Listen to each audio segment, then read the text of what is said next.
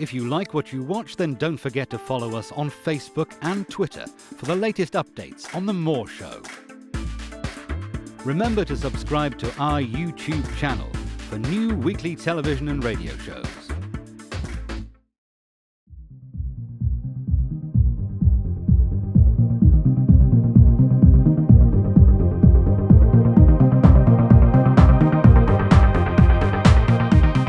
The comments and views expressed on The More Show are those of the people that make them and do not necessarily reflect the views of Kevin Moore, The More Show, or this radio station and its affiliates or sponsors.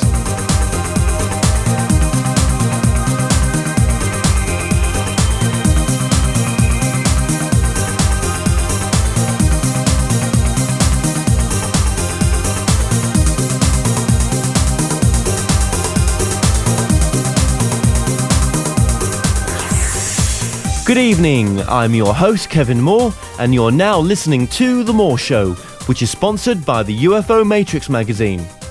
For this next hour, I'll cover subjects of an alternative variety that most shows do not touch. On today's show, I'm about to be joined with our guest, Dr. Bernard Haisch. Now, Bernard is an astrophysicist and author of over 130 publications. He served as a scientific editor for the Astrophysical Journal for 10 years and was principal investigator on several NASA research projects. His professional position includes staff scientist at the Lockheed Martin Solar and Astrophysics Laboratory and deputy director for the Center for Extreme Ultraviolet Astrophysics at the University of California. Now, Dr. Haisch is best known for his two famous books, The God Theory and The Purpose-Guided Universe. The idea that the universe is a product of an intelligence. Well, let's speak to Dr. Haisch and find out. Dr. Haisch, welcome to the show. Well, it's my pleasure to be here. What got you to write your two books, The God Theory and The Purpose-Guided Universe? I've thought about these things since I was a little kid, because when I was even starting in grammar school, I realized I wanted to do two things in life. One was to become a priest, and the other an astronomer. So I was thinking about both the universe and the nature of the universe and God and all of these things from my earliest recollection. Okay, and have you got the answers you were seeking? Is there intelligence? Well, actually, not the answers I was seeking at all. In fact, the answers I've gotten, I suppose, are very different from those I thought I would get, because I grew up as a good little Catholic altar boy and accepted just full-fledged the dogmas and the teachings of the Catholic Church.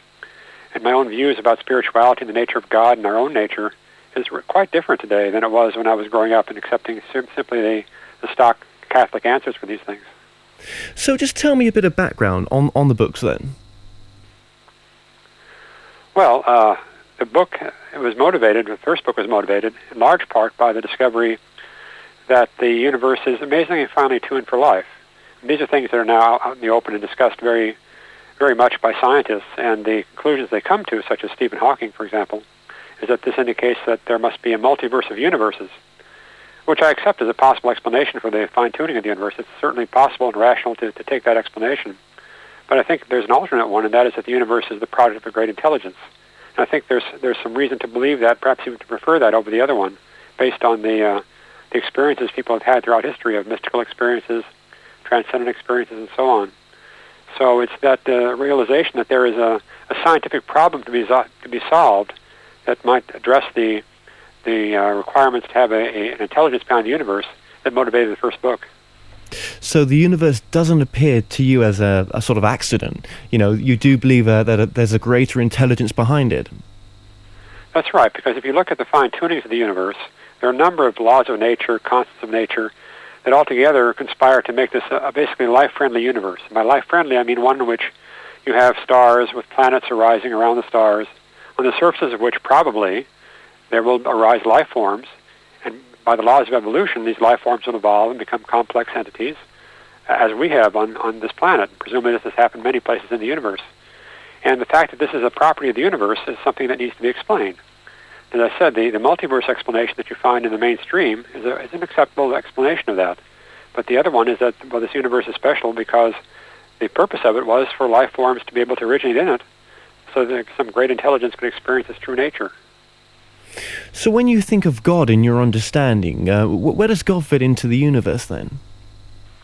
Well, what I see is that there is this thing, this entity, this being, that the esoteric traditions of religions describe as sort of a pre-existing thing beyond space and time, which is a great intelligence, something that has great intelligent thought, shall we say, and that the reason behind creation of the universe is for the potential, the possibilities for creation of this intelligence to express itself.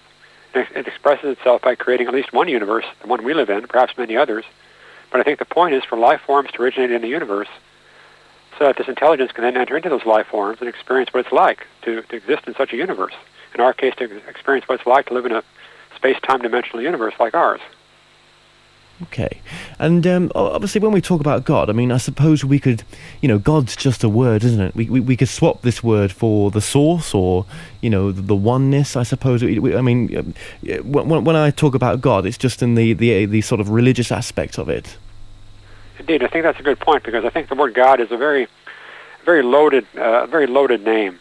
It implies lots of things that I really don't want to imply, because God is oftentimes pictured as an anthropomorphic entity in the universe somewhere, which of course makes no sense at all. So there's lots of baggage that goes along with the word God. On the other hand, that's what we're talking about. We're talking about the ultimate source of everything. I suppose we call it Brahman, as the Hindus do, or Ein Sof, or Deus Absconditus. There are many terms that could be used, but I guess in many ways God is the simplest, even though it's the most loaded term. Is it safe to assume then that this intelligence, this source behind the universe, behind space and time, has always been there? I mean, always will? Is it timeless? I think it would have to be, because if not, you'd have to ask, well, who made time? How did it come about? We're sort of stuck with the uncaused cause. I mean, even Aristotle knew this, but you have to back up and go to some uncaused cause, I think, because you can't just continue an infinite regress. It would get you nowhere. Even if you accept the multiverse explanation of things, you're stuck with having the say some laws of quantum mechanics be pre-existent. You can't have a quantum fluctuation if you don't even have a quantum law. And so something has to pre-exist, whether that's a quantum law, a quantum fluctuation, a great intelligence. In all those cases, it's the same problem. You have a condition that cannot have a cause. And so we're stuck with the same problem on both sides of the fence. And your understanding of God, as you would term it, I suppose, we're not talking about some old man sat on a chair. We're talking about an energy, some sort of source, aren't we? I mentioned that word before, but it's an energy. Is that what you're referring it to? Let's call it a great intelligence, because rather than energy, I would rather think of this in terms of consciousness. I think it's a great, perhaps even an infinite consciousness. That consciousness has the ability to do things, such as think of universes. And this brings to mind a concept that Sir James Jeans, a famous astrophysicist from the first half of the last century, discussed in one of his books. He wrote that the universe, in his view, began to look more like a great thought than like a great machine. And I'm suggesting that the laws of nature of this universe really are the thoughts of a great intelligence. And these thoughts have these particular values, these particular characteristics, because the purpose of the thoughts is to think into existence a universe in which life forms can originate and evolve. I mean, it is incredible. I mean, when I just think about it, the laws of physics of this universe seem to work so well. It is kind of like it's been thought out, isn't it? Well, it is. And as I said, you can interpret it the opposite way, in terms of an ensemble of many different universes, perhaps even an infinite number, if you want to. And that's logical, but it doesn't get you anywhere. On the other hand, we do have evidence on the spiritual side that it's the result of an intelligence, because when people throughout history have had these transcendent experiences that are recorded by mystics and so on, they actually have the ability to sort of do a mind meld with God, and they report back that, oh my goodness, there is a purpose behind all of this. And in fact, I myself am linked somehow, in some fashion, to this great consciousness. So it's something that's been with us throughout history, this evidence, and I think it's kind of unscientific to simply dismiss this evidence as being without any merit. So, where's your work fitting with multiverses then? I mean, is that something you would go along with, that there's possibly multiverses out there? Well, as I say in both the books, the multiverse explanation of the universe is perfectly logical and rational, and you can have that if you want to.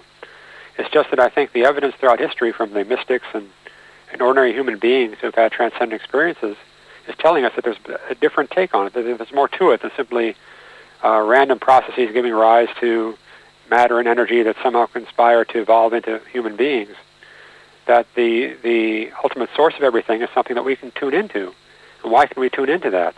Well, I think we can tune into that because I think we share that same consciousness. That's the spiritual tradition that I think presents powerful evidence that there's more to this universe than simply random laws of nature that just by chance gave rise to a planet like ours where living beings can evolve. Yeah, because I mean, when we think about multiverses, are we as well touching on the subject of other dimensions there as well? Indeed, because I think the multiverses incorporate many other dimensions. And M theory and string theory talk about 10, 11, 26-dimensional spaces and so on. So the idea of other spaces, other dimensions that have different properties from ours, that's now a part of string theory and M theory, so it's really mainstream physics. And it's kind of curious, in fact, it's almost sort of humorous, that string theory and M theory and sort of the mystical cosmogonies that talk about the creation of other realms, other worlds, other intelligent beings, that they're really talking about the same thing except for different semantics, different terminology. But, you know, the concept that there are other realms besides ours which have very different laws and perhaps even have intelligent beings that have very different properties from us, that's common to both string theory, M theory, and the spiritual traditions. Okay, so again, just going back to the multiverse there and the dimension idea, when we pass on then, is it possible that we're just going to another dimension? Well, of course, I don't know. I suspect something like that takes place because I think consciousness is the basis of everything, and I think our own consciousness survives our physical death. It comes back and lives again. So where does that consciousness go? Well, presumably it goes into some realm that is appropriate for consciousness, whatever that is. But it's probably not the same as the four-dimensional space-time one that we live in. So I would say it's likely we go into some other dimension that is appropriate for consciousness itself to sort of openly exist in, not incarnating as physical entities, but rather some pure form of consciousness that is our essential nature. So I'm guessing, of course, since I don't get messages from God that tell me what things are like, so I'm guessing. But yeah, I would say that probably we do enter into some kind of a different realm that, who knows, could be one of the realms that string theory and M theory talk about. Sure. And do you think the idea of the multiverse is sort of, making headway into mainstream science then more than it was, say, 10 years ago? Well, the multiverse is a necessary explanation within physics and astrophysics for these fine-tunings of nature. So it's necessary to have that, and it does open our minds to the possibility that there are other realms beyond ours. But, of course, science has a very hard time seeing any connection between this and the spiritual ideas that have been part of human history and culture forever. Yeah, but I mean, people like Stephen Hawkins, obviously they theorize that, the universe has no intelligence. I mean, what do you feel about a statement like that? Well, again, I think it's possible. Certainly, you can explain our universe in terms of a multiverse without any purpose. That's an acceptable logical explanation. Let me say that again. I have no problem with that, except for the fact that I personally don't think that's the correct answer. We're faced with two solutions to this question of why the universe is finely tuned. And the one is the multiverse, without any purpose, simply matter of statistics, that we exist where we do. And the other is that this universe looks special, it's because it is. Those are the two choices that we have to make. I make the latter one, even though I realize that the evidence on both sides is pretty close to zero. So they're pretty much equal in terms of what we actually can determine based upon simply the empirical facts. Sure. I mean, as a scientist, you seem to be, very open-minded spiritually as well. But, a lot of the scientists you must come across are so closed off to the relationship with the spiritualism aspect. I suppose, does that go back to the sort of days when religion and science, back in the ages, didn't get on very well? Oh, I suspect it must. It's always been a difficult relationship between the two. So I suspect there's a lot of history, a lot of bad blood between the two, based upon history. And there's also a sense of hubris in science. It's done a lot. Look at how science has changed the world since the scientific revolution of 300 or 400 years ago. So there's a lot of pride in what science has done, and there's sort of the natural tendency to extrapolate. Well, if we've done this in 300 years, we'll probably solve everything in another 300 or less. So there's a bit of exaggeration involved and a bit of self-gratification in science that leads to the view that we don't need any other explanation beyond what we're going to find in terms of a physical interpretation of everything. But do you think, though, that a scientist that well, not exactly accepts spiritualism, but sort of has an understanding of it, makes a better scientist? By the way, I would say spirituality rather than spiritualism, because the latter sort of implies the seances and that kind of thing from the last century or so. Sure. Okay. But, spirituality then. Do you think spirituality? Yes. Do you think that a scientist with a background on issues like spirituality makes a better scientist to sort of see the overall, sort of see a bigger picture, that rather than being so closed off? Well, it depends upon how open your point of view is. If your view of spirituality is that you have a dogma that you know has to be right, then you're not going to be a good scientist because you're locked into your dogma. On the other hand, if you can view spirituality as an open-ended question, not fundamentally different than other questions we ask in science, then I see no harm in being spiritually open. I see it as a benefit, because if you're interested in pursuing the truth, then what's the harm in being open-minded to all sorts of explanations? As long as you don't fall for one or the other and get sucked into some belief system that someone has preordained for you, I think it's a merit to be open to both the spiritual and the physical interpretation of things. Why not? Sure. And do you agree with the way the Big Bang Theory has been theorized? I mean, was there time before the Big Bang? Well, yeah, I certainly believe in the Big Bang. I believe that the Big Bang is essentially established. The ancient Earth is, of course, established. The Earth is 4.6 billion years old. And evolution, in fact, Darwinian evolution takes place on this planet. There's no doubt about these things. So I perfectly accept those. The question of where the universe came from, now that's another matter. That's where there's really no evidence on either side. That's where we have to choose whether we want to have this be part of some grand multiverse, whose laws also are pretty much unknown, or be the product of an intelligence. So whether time and space existed before the universe, I strongly suspect they did not. I think time, space, and the universe came together, which of course makes it very difficult to ask the question, or to answer the question, what caused it? Because how can you have a cause when you don't have any time in which cause can operate? At that point, I simply throw my hands up and say, well, it's a mystery. But interestingly enough, even St. Augustine, almost 2,000 years ago, wrote about the space and time coming into existence together with the universe. That's a curious little historical fact. Evolution, I suppose, it must be important to an intelligent universe, surely. Well, I think evolution is essential. In fact, in the God theory I suggest, evolution plays a central role, because you would not want to have a universe in which God is sort of tinkering around with life forms the way the intelligent design people would have you believe. I don't believe God tinkers around with life forms like Santa in his workshop. Rather, I think that the universe is created into existence, or called into existence, as a kind of a thought or a series of thoughts of a great intelligence. But then it's sort of often running on its own, because I think the objective of it is for new and novel things to arise in this universe, not to be some kind of a play that's acted out with a script or a puppet show or something like that. I think that the intelligence wants this universe to be a free creation, one in which it sees what happens when its laws are free to operate, and those laws then give rise to all sorts of things, including human beings. So what part do we play in an intelligent universe? We give this intelligence its experience.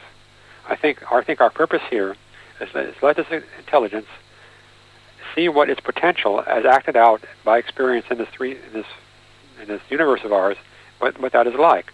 So you and I give an experience back to this intelligence.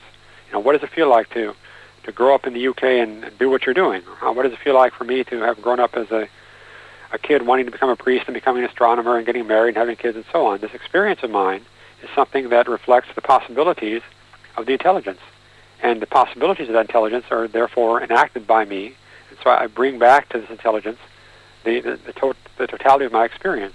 I think that's the point of my being here and living here. Well, you just said there, what does it feel like? So are you saying that the emotional aspects of what we go through is very important to the universe, to feel things rather than to think about things? I think both. I think the case is that both are. The totality of the experience is what is sought, I think. Because I think the intelligence wants to actualize its potential. To actualize its potential, it has to create a universe. And that universe then has to be able to sustain life forms, and life forms have to be able to evolve to a certain level of complexity. Now, mind you, I'm never saying that the ultimate end of evolution is us. We happen to be the end result of evolution so far on this planet, but that doesn't mean we were directed to be here. I think we came about through the Darwinian laws of evolution, and so that makes us the accidental end product. But we are capable of hosting consciousness, as we know, because that's the fundamental aspect of ourselves is our consciousness. It's that hosting consciousness that I think is the connection the connection between us and this great intelligence. So if we came from the great intelligence, then obviously, we are part of God, part of the source. So when we go back, we must be all-knowing, surely? Well, I don't think we become all-knowing as personalized entities. I think we should look upon ourselves as particularized instantiations of this intelligence. We're certainly much more limited. I mean, my intelligence has nothing to compare with the great intelligence that made the universe, but it is the same stuff. It's sort of like a candle versus a bonfire. Yeah, the candle and the bonfire have the same flame, but of course one is vastly greater than the other. So I think that when we die, our consciousness goes back into some realm or other where consciousnesses go, but that doesn't mean we instantly have access to the totality of everything. It just means that we go someplace that's different than this physical universe, and probably we come back again to live a new life on this planet, perhaps elsewhere. But that our consciousness really is the same consciousness as the great creator behind the whole thing. So you're talking then, when you say come back, you're talking about reincarnation on this planet or other planets. But we'll get into reincarnation in a bit, definitely. So when you say we go back, I suppose you're saying we go back to what we would call heaven or home. I guess I hate to use the term heaven because it has, again, all sorts of implications of this grand place where you go, where you have angel choirs and legions of saints and all of this stuff, which I think is kind of childish nonsense.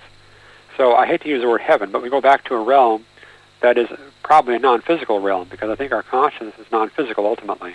Well, just so whatever realm this is, it's got to accommodate non-physical existence. Sure. Well, just swap the word heaven for home, maybe. Sure. I guess I would call it the home of consciousness, the home of our various consciousnesses, which may include not just the consciousnesses of people on Earth, but perhaps the consciousnesses of aliens elsewhere. Who knows? It's a place where conscious spiritual beings have their primary existence, but I think they project themselves into universes like ours to experience what it's like to be incarnated as a physical entity and experience what the consequences are of that kind of an existence. So I guess then, sort of leading on to that, why is there evil on the planet? I mean, is this needed? A good question, and it's kind of a conundrum. I would say that, first of all, to have experience, you need opposites. You can't have hot without cold or light without darkness. And so you have to have a certain amount of not good in order to have good, in order to be able to experience good. Now, a certain amount of not good is necessary. For example, our body is composed of cells, trillions of cells. Well, many of those cells die every day. It gets sloughed off when we take a shower, or just from everyday life, they just die. Is that evil? Well, it is for the cell, but it's not for the human being. For the human being, that's a necessary part of living, and so it's a good. But still, the not good that is required to live as a physical being is necessary. Now, when you combine that with the free will that we have as intelligent beings, combine free will and the necessity for some not good to have experience, you wind up with the potential for evil. And I think that potential is, unfortunately, one that you can't really get rid of, because if you did, you'd be back to a pre-programmed universe that would be very dull and uninteresting and wouldn't at all satisfy the needs of the intelligence to see what can happen with its possibilities. It sounds a little bit glib because I too am bothered by the fact that you can't simply explain away the Holocaust, for example. But I do think that evil is the result of two things, and that's free will and the necessity of a certain amount of not good to have any kind of experience at all. Would you say that certain souls incarnate on certain places to learn certain lessons? I think so. I think we probably kind of pick the general outlines of the life we're going to live without having it be a predestined, preordained thing that we have to follow. We kind of pick the sort of life that we're going to live based upon what we've developed already, how we've evolved already as spiritual beings. And so we come into this life with this sort of general plan and a general relationship with people that we're going to be close to or be associated with. And then it's up to us whether to follow that plan and try to evolve ourselves according to whatever specific lessons or tendencies we were trying to develop. But we're not required to do that. We can certainly deviate from the path if we want to, for better or for worse. But I do think that we come into life with a general plan of what we'd like to do in this life. And of course, the perpetrators of evil, I think, have to somehow undo the karma that they've built up for themselves. And you don't just get a free pass into heaven just because you're a human being. If you've done evil, I think you have to somehow compensate for that. But you don't compensate for that by going to hell or by going to purgatory. I think you compensate for that by coming into life again and again until the consequences of your actions have become obvious to you, and you have in some sense made up for what you've done via whatever laws of karma guide the development of souls in the universe. Yeah, because that was going to be one of my questions as well. Obviously, with karma, so that's how you would see karma work, and karma does exist in your theory. I think so. Yeah, and it may take a lot of lives to work that off. I mean, I think Hitler or Saddam Hussein or Stalin has got a lot of attitude adjustment to do. But the universe is, it's a very old universe. It's a 13.7 billion-year-old universe. We've got plenty of time for future lives to compensate for this sort of stuff. So I think that there's no need for heaven or hell, but rather there's a need for a law of karma, which lets us experience the consequences of our deeds so that we can evolve. Yet again, I mean, you've mentioned hell there. I mean, in your opinion, is there such a thing as hell, or is it hell on earth? It's sort of hell on earth. I mean, the concept of hell is really very bizarre. Imagine being infinitely punished for anything that you've done. It's just a crazy thought. I recall one time when I was a little kid, maybe, 11 or 12 years old. I was a Catholic kid, and I was eating dinner at a friend's house. We were having good hot dogs, really, tasty hot dogs. And all of a sudden, about the middle of my hot dog, I realized, oh my God, it's Friday. I was a Catholic kid eating a hot dog on a Friday. Well, back then in those days, the nuns told me this was a mortal sin. Now, can you imagine that I would be condemned to burn eternally in hell, not just for a million years or a billion years, but eternally for eating a hot dog? Well, the crazy notions of hell we had back then in the Catholic Church mandated that I would go to hell if I died then on the spot for eating that hot dog. So we've had some absolutely insane notions of hell that simply make no sense whatsoever. They're kind of an embarrassment. Yeah, I mean, yet again, it was a form of control, I suppose, go back just 200 years. Yes, it certainly was. I mean, imagine having control over people's, not just their afterlife, but their eternal reward or punishment somewhere. To be able to say to someone, we grant you the entrance to heaven, or we will condemn you to hell if you don't follow our rules. Boy, that is a form of control that, wow, that's the ultimate form of control, isn't it? Yeah, of course, and it's control through fear. And if God is love, then why would a loving God punish its own kind? Exactly. Why would God, who's this being, perhaps, punish his finger for doing something wrong? Makes no sense. Yeah.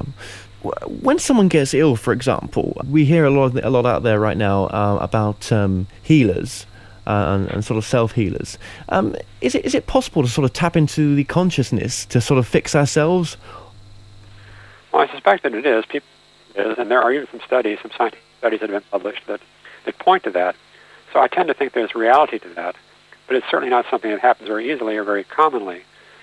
So context philosophically, it makes sense, because I think that consciousness is the primary stuff, not matter. It's really consciousness creating matter and energy rather than the other way around. So from that perspective, healing is certainly possible, although it's not something that's all that widespread or very successfully done. And again, I mean, these sort of terrible diseases, obviously like cancer. Would you say that could be part of our karmic plan when we incarnate on planet Earth? That's a good question. I don't know, really. I certainly do not see any of these things as plague sent by God. I don't think God sends lightning bolts down or diseases down to punish people. I think it's a very crude view of religion and crude view of God to assume that sort of thing. So why does something like cancer or other deadly diseases, how do they come about? I guess I would go back to simply attributing this to evolution. Somehow, evolution, for whatever reason, had these things arise. I don't know why, but it's just the way that the laws of Darwinian evolution work. I would not put any kind of spiritual interpretation on this stuff.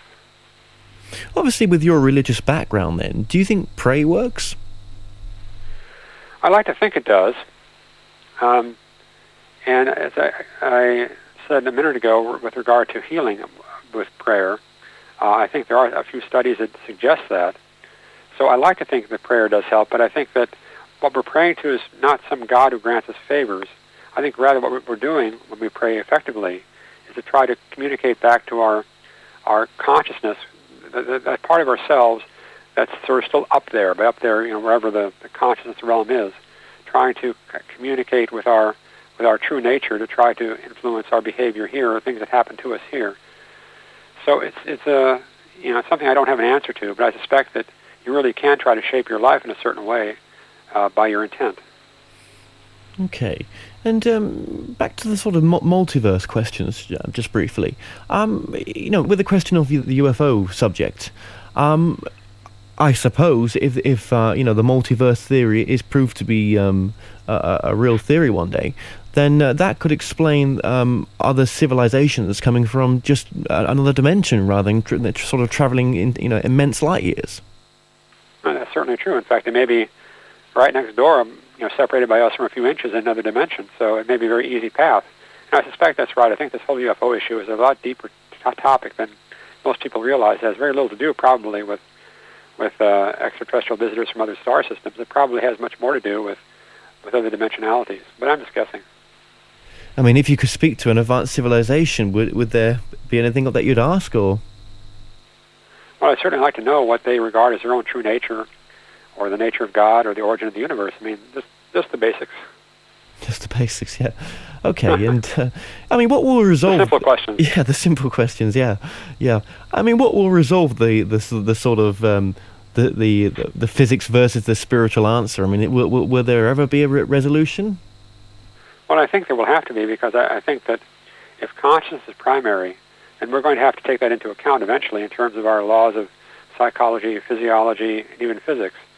I think that this coming century, the one we've just entered, is one in which physics is not going to be the paradigm of science anymore. I think it's going to be biology. It's already heading in that direction. If you look at just do something as simple as go to Craigslist and look at the jobs that are advertised in science, it's about 90% biology or biotech. Now, biology is a lot messier science than physics is. You can't create new particles in biology the way you can at the Large Hadron Collider at CERN in physics.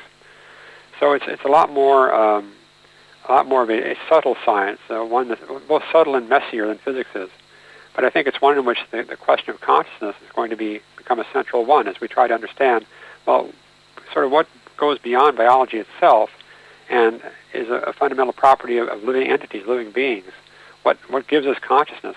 And I think we're going to ultimately face the fact that we're not going to be able to explain consciousness as arising out of something within the brain. Rather, it's the opposite way around. It's the other way around, that consciousness is the pre-existing thing that shapes reality. I think we're going to be confronted with that empirically in the coming century. But that's, again, just one of many guesses I've ventured through this program. No, sure. I mean, it's an interesting point of view. So, I mean, you wouldn't say the universe was then created just for us, would you? Oh, no, not at all. I would say the universe was created in order to have life forms originate and evolve on the surfaces of planets, and that could be not an infinite number, but billions and billions of planets. And I think the highest forms of evolution on those planets, some of them may be like us, but others will be very different. But certainly was not designed for us as the goal. I think we're the most advanced form on this planet, but that's the exact shape and form we have is a product of evolution, not of a template that God dreamed up.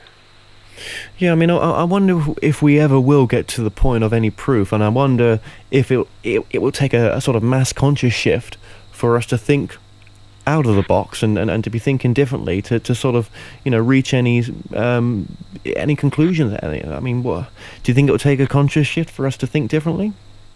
I think it will, and I think we may be driven to that without necessarily having our full consent, because I think we're on a dangerous path now with respect to the future of the entire planet.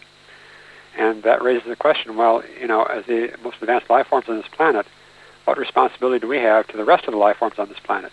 Will the rest of the life forms on this planet be threatened or be made extinct, be allowed to go extinct by our actions? So there may come a time where our consciousness has to transform itself to accommodate our stewardship of the planet, or perhaps, there may be outside intervention. I don't know, because I think it's quite a serious thing to let a whole ecosystem like this become as threatened as it is and face extinction, perhaps. It's something that we are responsible for, and that may force a consciousness shift within the human race. I don't know. I mean, I find this whole multiverse idea incredible, because there's so many sort of facets that come off it. I mean, what about the idea that that multiple incarnations of the soul. If, say, for example, it's true that the soul splits into many different versions of yourself and incarnates on multiple, into multiple universes. It could well. I mean, I would like to see myself evolve to the point where I can exist on some nice, peaceful planet like Vulcan, Mr. Spock's planet. Something very logical and rational would be the place I'd like to wind up in my next life, although I doubt if I will. I certainly would not like to wind up on some Klingon planet. I'm not the warlike kind. But I think that the possibility of advancing to be able to exist elsewhere where things are more evolved, more peaceful, more spiritual, I think that's likely. And I see that as being one of the objectives of our evolution is to make ourselves worthy of being allowed to incarnate in better places than the Earth.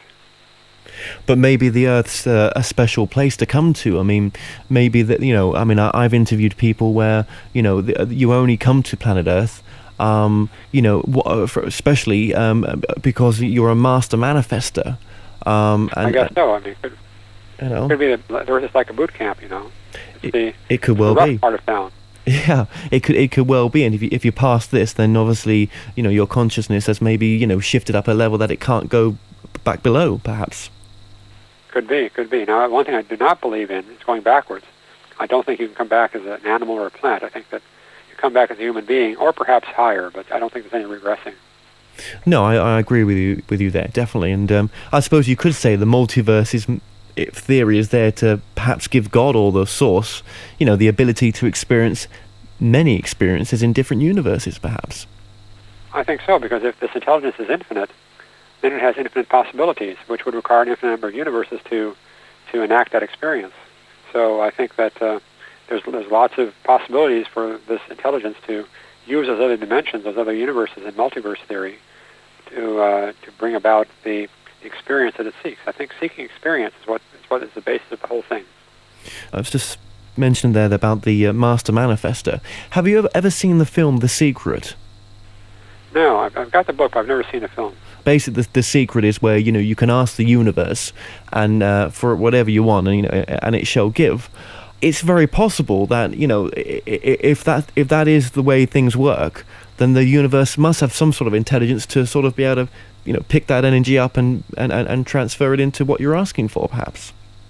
Well, true, but I think the book has been a highly packaged kind of thing. It's got some basic spiritual ideas that have been known throughout the centuries. It's been carefully repackaged into something that gives you a promise that the universe will give you what you want, which I think is kind of a glib promise. I think that the reality is that there are laws of nature, there are the desires and wills of other people we have to contend with, and so we can't just ask for something and expect to get it.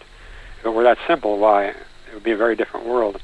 So I think the basic idea is correct, that yes, ultimately we can ask for things that we can bring to us, but there's no guarantee that it's going to work. And in fact, in some cases it may not, because that may operate against the reason we came into a given life. So there's some truth to it, but there's also more hyperbole than truth, I think. No, true. And I also think the only thing that sort of let The Secret down, especially at the film, was it was very money-orientated. And the problem with that is obviously, money doesn't bring happiness. There's nothing to say that you should live as a pauper, but, money's not going to sort all your problems out. That's right. I think that emphasis kind of demonstrates what the book itself is about, which is making money. So, do you believe in the existence of angels, then?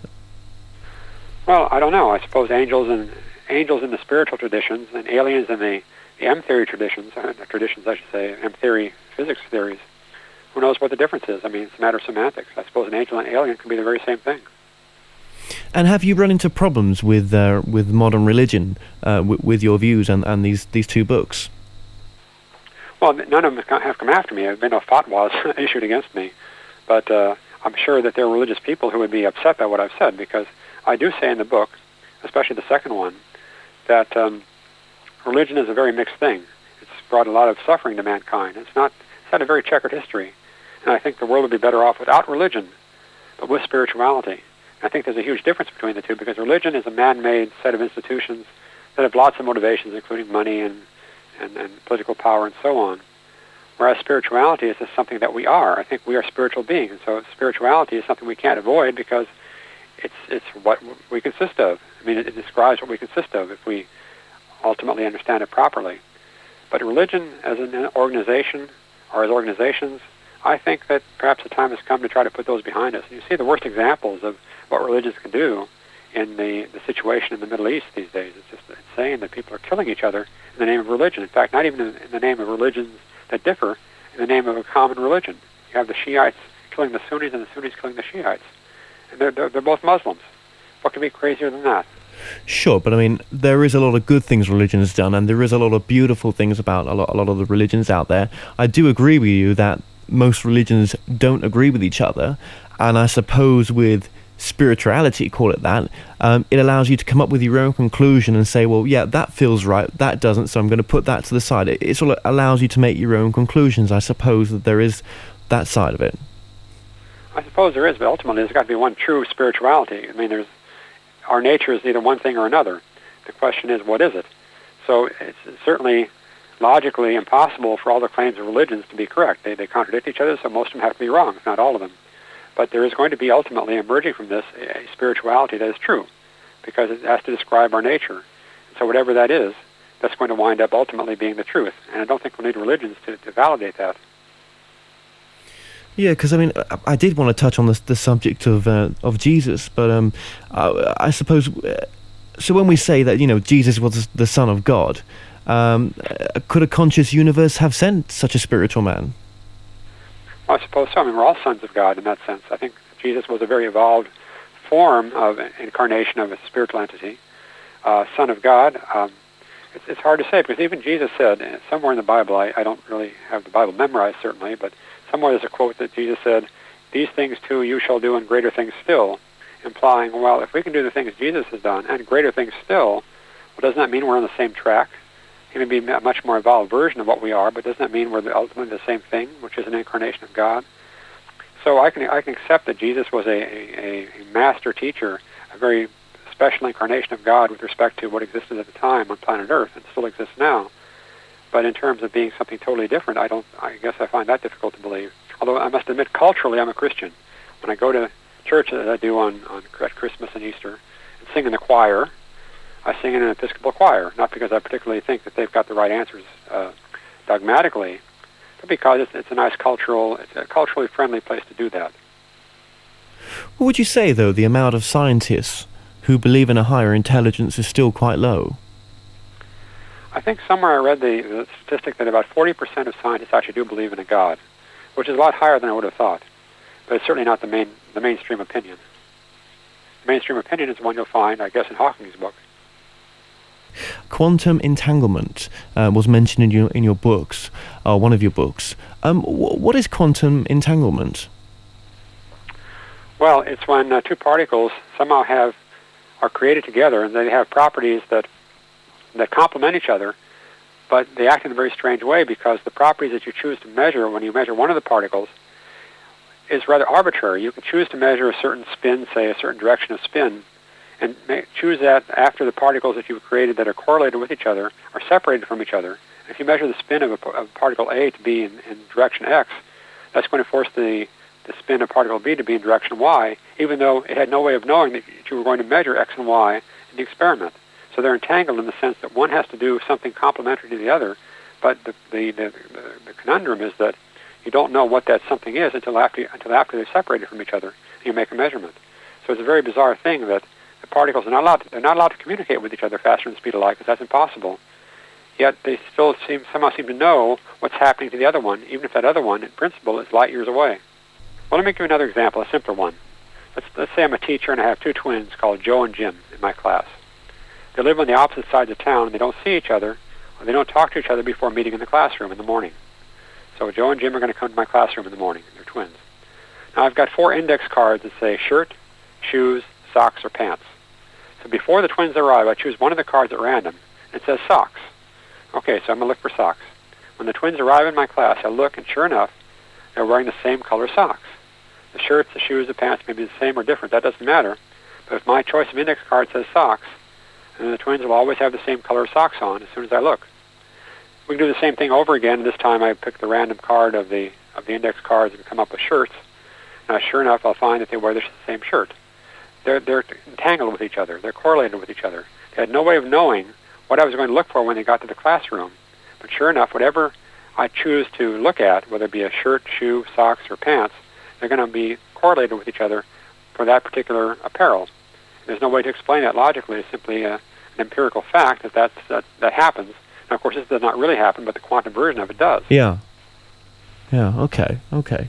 And you mentioned earlier on as well about obviously evolution continuing, and there's been an influx of what we class as indigo people coming into this world, people with psychic abilities. Where do the people who are psychics or mediums, sort of get this ability from? I don't know. I really am not very familiar with this concept of indigo. I've seen it mentioned in various places, but I really don't know exactly what it means, or I'm actually quite skeptical of it. But in terms of how people have special abilities like this, I suppose I would say that we all have this ability innately, because I think if my concept is true, then we're all products of consciousness, and we all share the same consciousness somehow. But most of us don't overtly have the ability to do that. It's sort of like any other talent, I suppose. I mean, some people have a proficiency for playing the piano or learning languages or doing math. And so I guess I would say a propensity for using your innate psychic abilities is just something that varies among the population. And the fact that some people have that and others don't is no more unusual than the fact that some people are geniuses at playing the piano and some are not. Well, I mean, what if all this was just random and there was no God and there was no sort of intelligence universe? Would that upset you? I guess it would. It would take away the purpose of my life. And I think that I think we need a purpose for life. And the notion that all that we see around us and all that we can do or all that we actually are is simply going to pass away when we die and we return to dust, that's an existentially, that's a pretty depressing thought.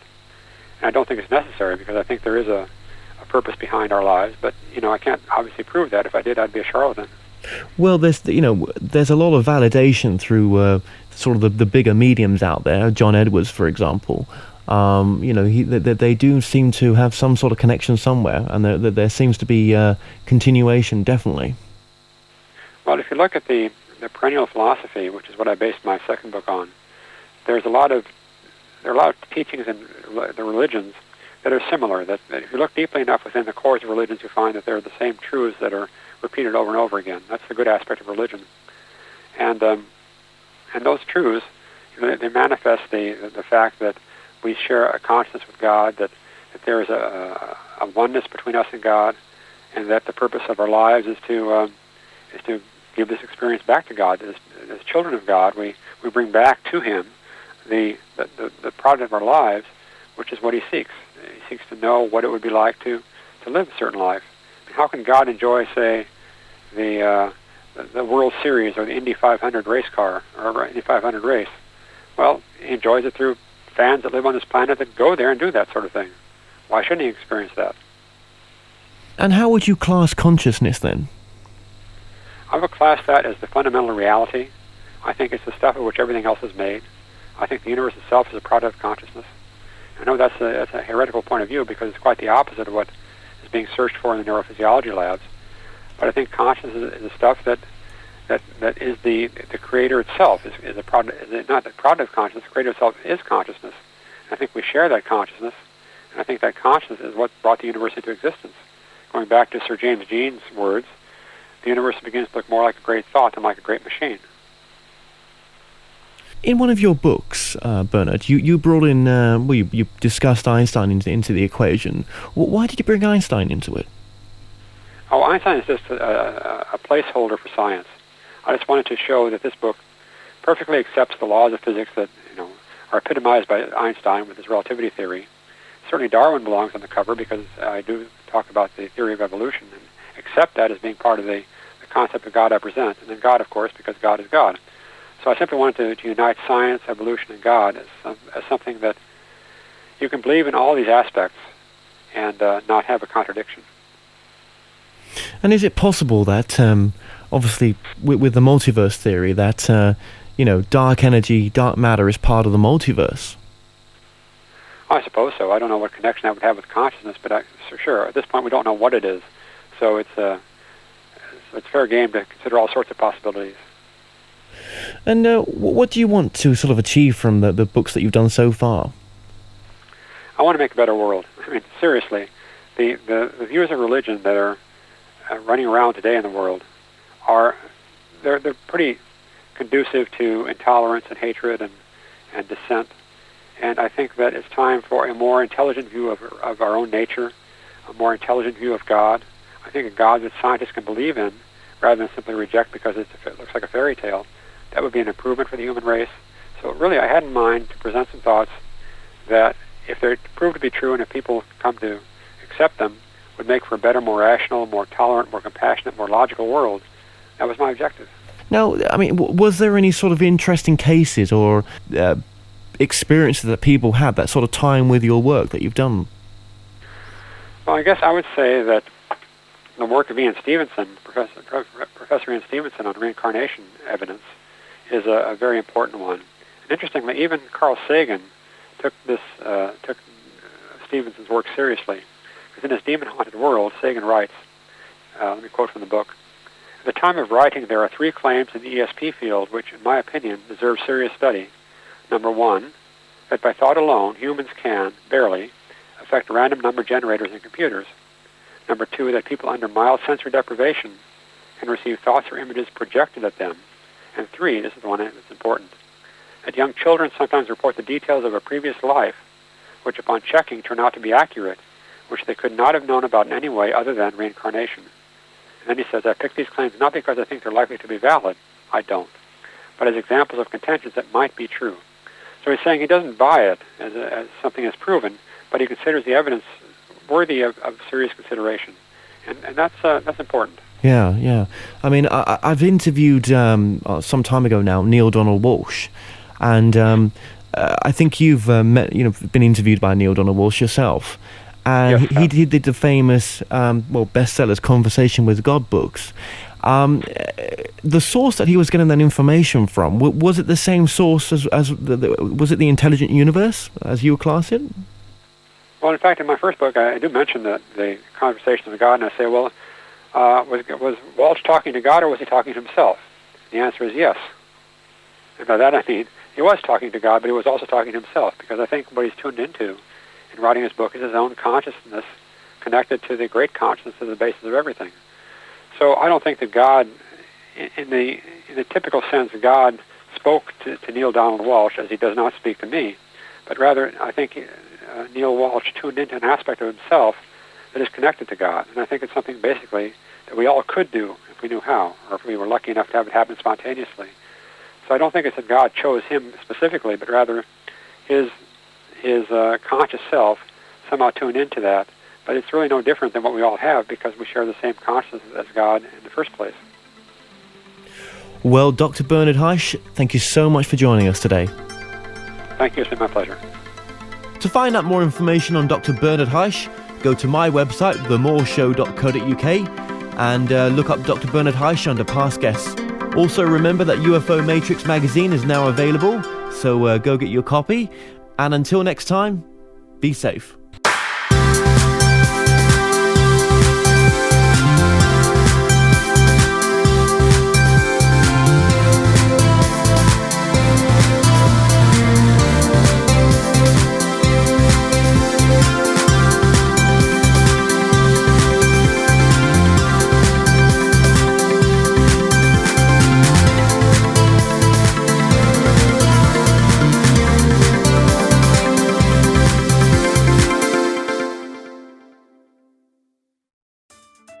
If you like what you watch, then don't forget to follow us on Facebook and Twitter for the latest updates on The More Show.